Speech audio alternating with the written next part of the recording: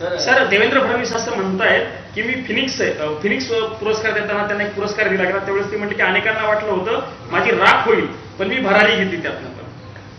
ते बरोबर बोललेले आहेत.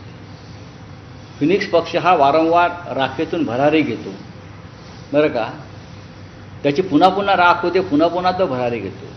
म्हणजे त्यांनी शिवसेनेचं उदाहरण दिलं. देवेंद्र फडणवीस आणि त्यांच्या लोकांनी वारंवार शिवसेनेला संपवण्याचा प्रयत्न केला आणि शिवसेना पुन्हा पुन्हा फिनिक्स पक्षाप्रमाणे आकाशात झेप घेत राहिली.